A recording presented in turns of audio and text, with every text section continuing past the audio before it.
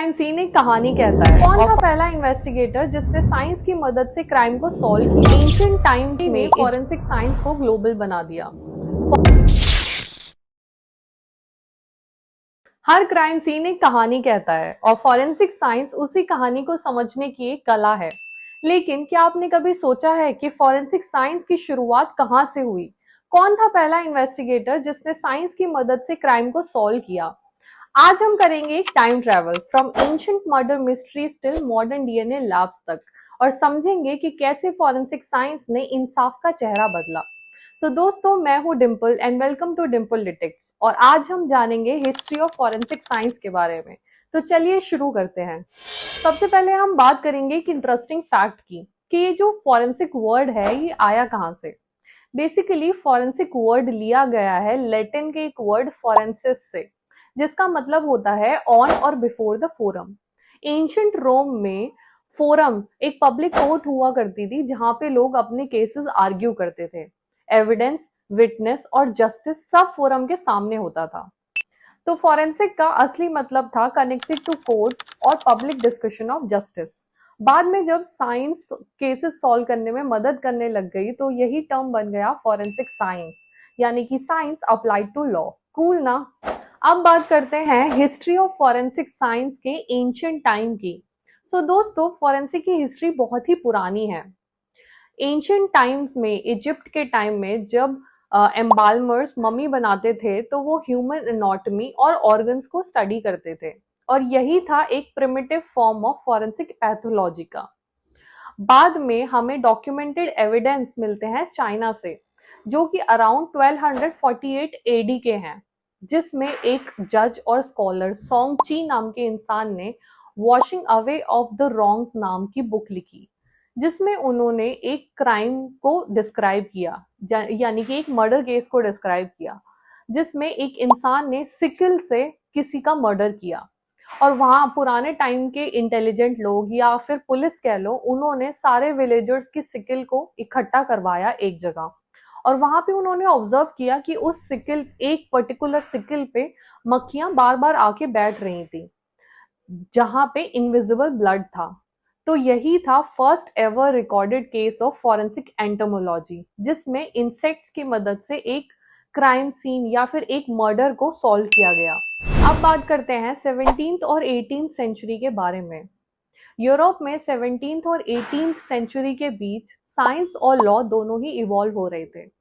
1650s में Italian scientist फॉर्टुनाटो फेडेलिस और Paolo ज़ैकिया ने फॉरेंसिक ऑटोप्सी का यूज करके कॉज ऑफ डेथ डिटरमाइन करना स्टार्ट किया। ये उस टाइम काफी रिवोल्यूशनरी था, बिकॉज पहली बार साइंटिफिक मेथड्स लीगल डिसीजन को सपोर्ट कर रहे थे। फिर 1800s के स्टार्ट में फॉरेंसिक टॉक्सिकोलॉजी का बर्थ हुआ, जिसमें जर्मन केमिस्ट वैलेंटिन रॉस ने स्टमक कंटेंट से आर्सेनिक पॉइजन को डिटेक्ट किया। तब से फॉरेंसिक टॉक्सिकोलॉजी एक मेजर ब्रांच बन गई। उस टाइम पे सिर्फ टेस्टिमनी ही नहीं, साइंटिफिक प्रूफ पर पूरी कोर्ट डिपेंड होने लग गई थी। अब बात करते हैं birth of modern forensic science methods के बारे में। 1800s के एंड तक फॉरेंसिक साइंस ने प्रॉपर शेप लेना स्टार्ट कर दिया था और सबसे बड़ा रेवोल्यूशन आया फिंगरप्रिंटिंग की दुनिया में। यहाँ पर फ्रांसिस गैल्टन ने फिंगरप्रिंट सिस्टम दिया और उसके बाद सर एडवर्ड हेनरी ने उसी सिस्टम को रिफाइन करके इंडिया में इम्प्लीमेंट किया और फिर 1897 में वर्ल्ड का पहला फिंगरप्रिंट ब्यूरो बना इंडिया के कोलकाता में। वहीं साथ साथ ब्लड ग्रुप एनालिसिस की डिस्कवरी हुई कार्ल लैंडस्टीनर के द्वारा इन 1901 में, जिसमें forensic scientist blood as a evidence पर रिलाई होने लगे। और फिर तभी एक French scientist sir Edmond Locard ने पहली क्राइम लैब स्टैब्लिश की, जहां पर उन्होंने एक बहुत ही फेमस डायलॉग बोला कि every contact leaves a trace, यानी कि एक क्राइम सीन पर हर क्रिमिनल या तो कुछ छोड़ता है या फिर कुछ अपने साथ ले जाता है। 20th सेंचुरी ने फॉरेंसिक साइंस को ग्लोबल बना दिया। फॉरेंसिक बैलिस्टिक्स ने बताया कि किस फायरआर्म से गोली चली। फॉरेंसिक फोटोग्राफी ने हर डिटेल्स को यूनिकली कैप्चर करना सिखाया और फॉरेंसिक डॉक्यूमेंट एनालिसिस की मदद से फॉर्जरीज को एक्सपोज किया गया। लेकिन हिस्टोरिक मूवमेंट जब हुआ जब डीएनए फिंगरप्रिंट आया।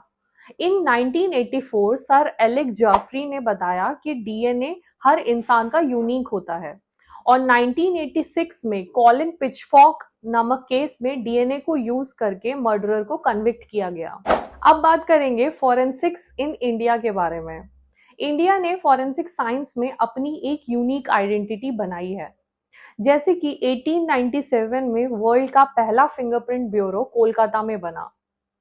इंडिपेंडेंस के बाद इंडिया ने central forensic science lab establish किए, जो कि आज भी फंक्शनल हैं, और ये टोटल 7 हैं, और ये स्टैब्लिश हुए हैं कलकत्ता, दिल्ली, हैदराबाद, पुणे, चंडीगढ़, भोपाल और कामरूप में। इसके अलावा 32 स्टेट फॉरेंसिक साइंस लैब्स भी स्टैब्लिश किए गए हैं, और 97 रीजनल फॉरेंसिक साइंस लैब्स को भी स्टैब्लिश किया गया है। इसके अलावा 579 मोबाइल फॉरेंसिक वैन्स भी ऑपरेशनल हैं, जो कि देश के हर कोने में जाकर क्राइम के सैंपल्स कलेक्ट करती है और क्राइम को सॉल्व करने में मदद। आज हमारे forensic experts cyber forensics, digital evidence analysis, narco analysis, DNA fingerprint, यहाँ तक कि वाइल्ड लाइफ फॉरेंसिक्स जैसे विंग में भी काम कर रहे हैं। एआई ऑटोमेशन, डीफेक एनालिसिस जैसी एडवांस टेक्नोलॉजी भी हमारी लैब का हिस्सा बन गए हैं, और टाइम टू टाइम इंडिया अपनी रिसर्च और इनोवेशन के द्वारा फॉरेंसिक साइंस जैसे फील्ड में कंट्रीब्यूट कर रहा है। फ्रॉम सॉन्ग ची के इंसेक्ट से लेकर डीएनए के डबल हेलिक्स तक, फॉरेंसिक साइंस ने एक बहुत ही इंटरेस्टिंग और पावरफुल जर्नी कवर की है। ये फील्ड हमेशा इवॉल्व होती रहेगी। एआई, मशीन लर्निंग, ऑटोमेशन ने इसे और भी पावरफुल बना दिया है, लेकिन फॉरेंसिक साइंस का एसेंस वही है, लेट द एविडेंस स्पीक। अगर आपको ये सफर पसंद आया है तो लाइक, शेयर और सब्सक्राइब करो डिम्पल डिटेक्ट्स को। मिलती हूँ अपनी नेक्स्ट इन्वेस्टिगेशन में, तब तक के लिए बाय।